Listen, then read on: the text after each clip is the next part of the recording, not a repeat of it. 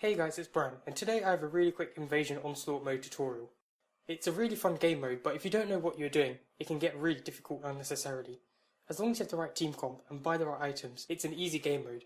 You can do this mode solo as I do it, but pre-mades obviously help more. In any team you're definitely going to want Soraka. You can win without her, but she is the best healers and Ardent Sensor makes her really busted this game mode. Janna is okay, but Soraka just does so much more. If you can get a Poppy or Lulu as well, that would be good. Poppy can tank the boss's orbs that it spits out, and her ult is useful for getting champs away from you, but Lulu has great buffs that can increase your ADC's damage output and help them survive. Almost all teams take Jinx and MF, but any of the other champs are pretty much fine.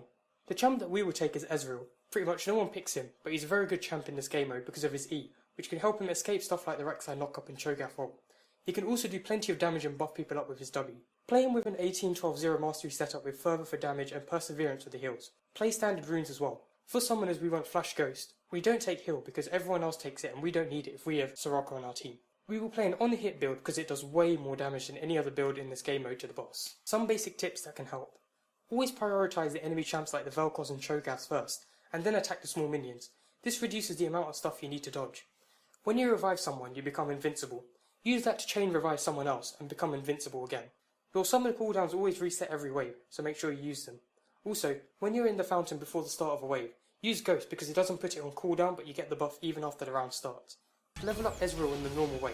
For your first item, get Wit's End. The first wave is pretty much a joke. Just make sure you dodge all of the obvious stuff and stay close to the others, especially Soraka, and you'll be fine. For the second wave, just get Pickaxe because we are going to get Ginzu's Rage Break next. For these types of waves, just stand at the edge of your circle and poke the enemy as much as possible before they come in. Once the enemy is in, always make sure you prioritise them first because they can do damage to you. Make sure you keep everyone alive as much as possible and keep dealing solid damage out. This wave is also pretty easy. Buy a blasting wand at this stage. It maximises the amount of gold or use that we have and gives good stats. We can get 2 daggers instead, but then we waste 275 gold. This type of wave where you have to make it to the end is really easy. Just prioritise enemy champs and kill them together with your team. Try to stay at the front of the circle so that if you die you can get revived without your teammates having to move out of the circle. Keep dodging and try not to take any damage. Here I actually make a mistake and try to rush the end of the lane. But you actually have to wait for this bitch to appear. As soon as he appears, a flash to him to end the round. Buy a recurve bow this round. See how we always maximise the gold we spend each round. Just apply the same principles to this round again. If you see a Cogmore, you cannot solo him by yourself while he charges up. Instead, do damage and then move out of his range so he has to charge up again, then finish him off. The rest of the round is really easy. Finish your Ginzus and get dagger. Try to avoid getting knocked up by the Rek'Sais, and this wave is simple. By now your auto attacks do tons of damage from Ginzus, so just keep using that. Lulu and Soraka both from Ardents, and the amount of healing we get from this is broken.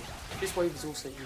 The amount of healing we get from Soraka and Lulu is so ridiculous that we don't even need to think about getting lifesteal.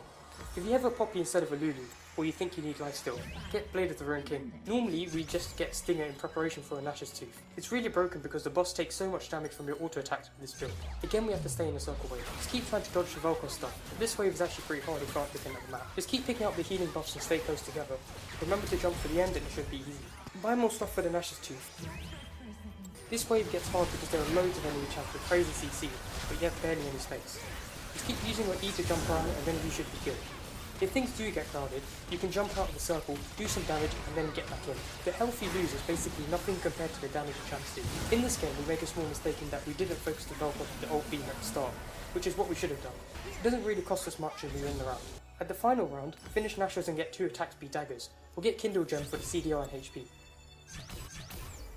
At this point we have played flawlessly, but in the last round my mouse kept setting up, I was lagging and we were really close but we just couldn't close it out.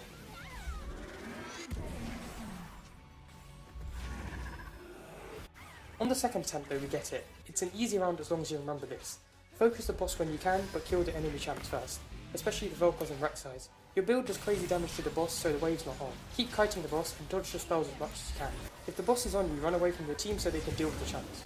When the boss spits out his orbs, either stay behind the structures or get your teammates to block the shots. If you have HP and your teammates don't, or if Soraka is going to get hit, then block for her.